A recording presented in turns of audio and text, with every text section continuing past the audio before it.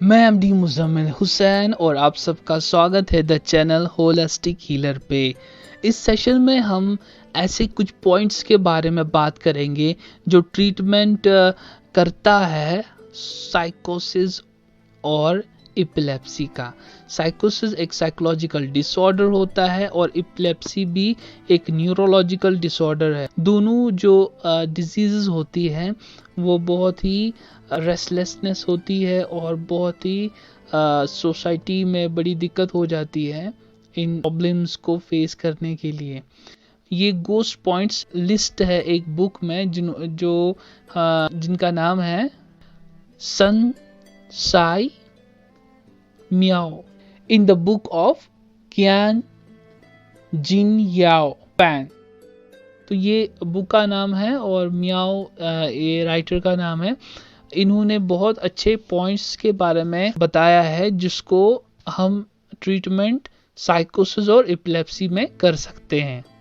तो शुरू करते हैं ये पॉइंट्स के बारे में। जितने भी पॉइंट्स है तो most of the points meridian का पहला या मेरिडियन का आखिर का पॉइंट होता है और बहुत ही इजीली हम इनको याद भी रख सकते हैं। तो सबसे पहले जो पॉइंट हमारे पास है गोस्ट पैलेस के नाम से इसको टाइटल दिया है और ये है DU26 या फिर हमारे पास GV जिसको गवर्निंग वेसल 26 जो लास्ट पॉइंट होता है हमारा गवर्निंग वेसल का वो है।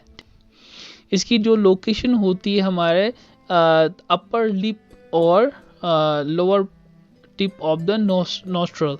तो इसके बीच में जो हमारे एक ग्रू या एक गड्ढा जैसा बनता है वहाँ पर इसको हम प्रेस कर सकते हैं। अगला जो पॉइंट है गोस्ट पॉइंट में तो उसको बोलते हैं गोस्ट कन्विंसिंग।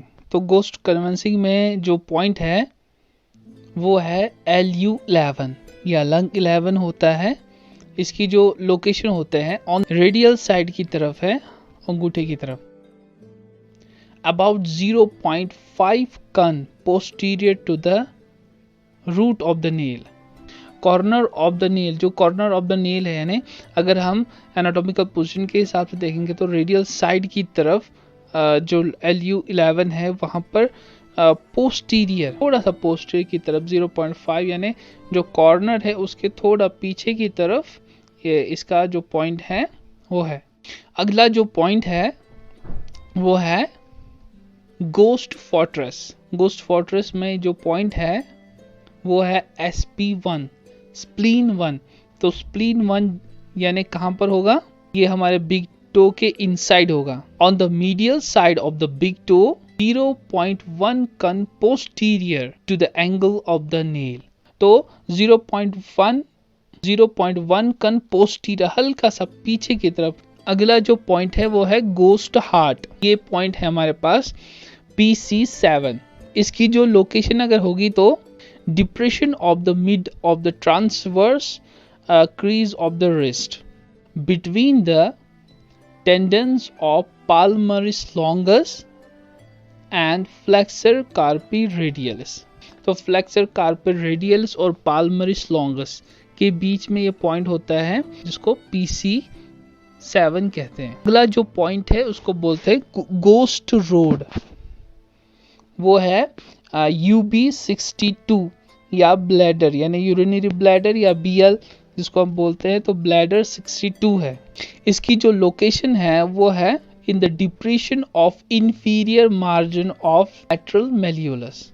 अगर हम एनाटॉमिकल पोजीशन के हिसाब से हैं तो इंफीरियर नीचे की तरफ, लैटरल मेल्यूलस के नीचे की तरफ जो डिप्रेशन बनता है वहां पर हमारे पास BL62 होता है। अगला जो पॉइंट है वो है गोस्ट पिलो। वो है हमारे पास DU16।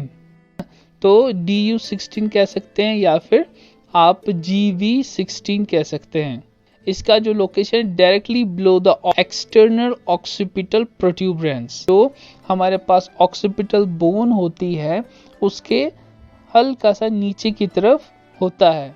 In the depression between the bilateral origin of the trapezius muscle 1 cun below the hairline।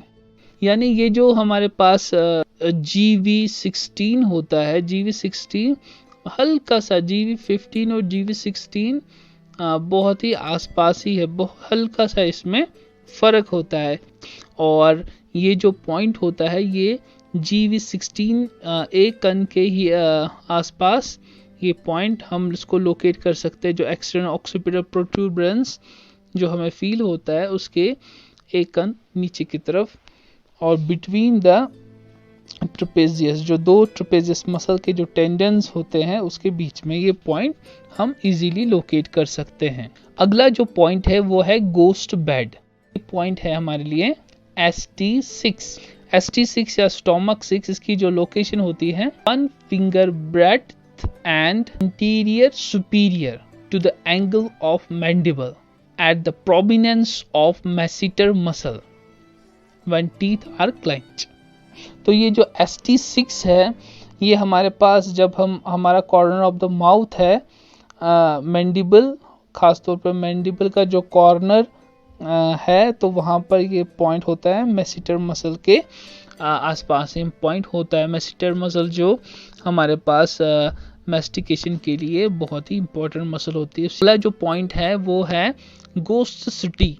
तो ये है RN24, RN24 या CV24 कह सकते हैं हम। The depression of centre of the mentolabial groove, तो मैंडिबल और लेबिया ग्रुप के बीच में, तो ये हमारे पास CV24 है।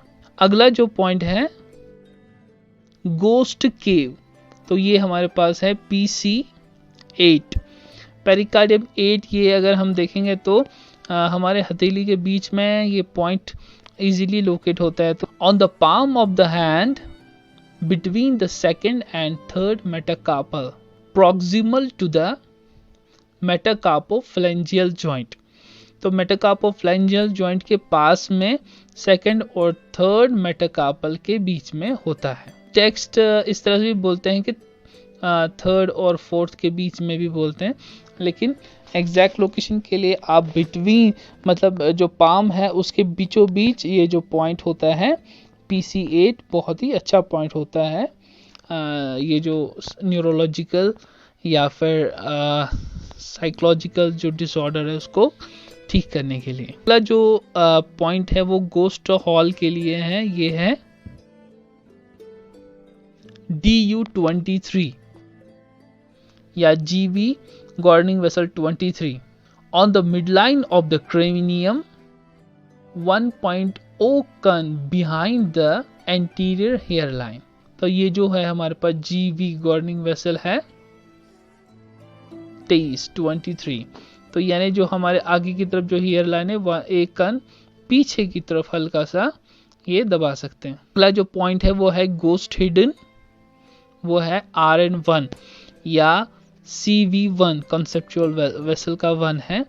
तो ये अगर मेल के लिए, मेल के हिसाब से देखेंगे तो अनस या हमारे पास जो डाइजेस्टिव सिस्टम का जो आखिरी जो हिस्सा होता है अनस, तो वहाँ से स्क्रॉटम यानी जो टेस्टीज जिसमें होते हैं इसको स्क्रॉटम कहते हैं, उसके बीचों बीच, दोनों के बीचों बीच ये पॉइंट हम लोकेट कर सकते हैं। अगर फीमेल्स के हिसाब से देखेंगे तो between the anus and posterior labial commissure in the females, ठीक है ना।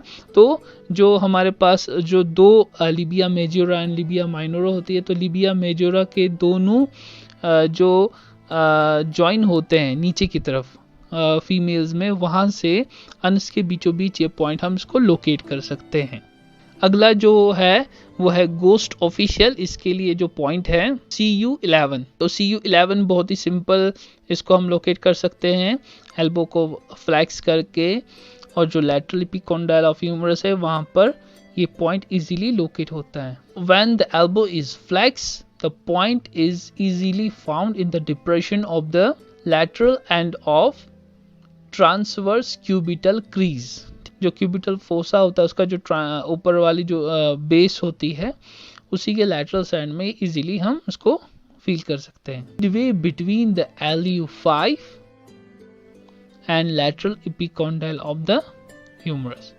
ठीक है ना, तो LU5 लंग 5 और लैटरल एपिकॉन्डाइल ऑफ ह्यूमरस के बीचों बीच होता है। तो बस इस सेशन में इतना ही। उम्मीद है आप ये सेशन बहुत अच्छी तरह से समझ गए होंगे और आप इन पॉइंट्स को याद करेंगे और ट्रीटमेंट प्रोसीजर जब आप फॉलो करेंगे ऐसे केसेस में तो मुझे आप सूचित कर सकते हैं फीडबैक के हिसाब से। Thank you very much, take care, good bye.